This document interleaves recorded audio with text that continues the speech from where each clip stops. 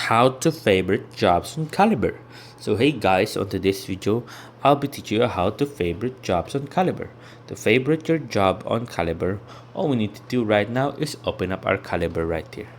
So once we open up our Kalibrr right here, all we need to do is choose a job right here.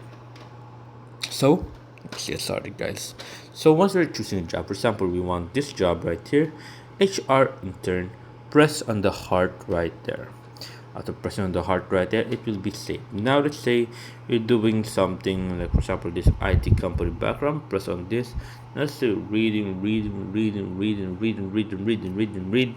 till you reach the bottom, and the last line is a dot.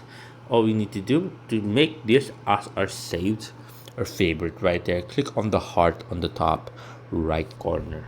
Now let's say if you don't like it, you just mispress it, or you just change your mind, click on the heart on the top right corner again, and when it has no color, it will be unsaved. Now we just click on a heart right there, and you can also do that right here. For example, HR intern, there's a heart right there, press on the heart right there.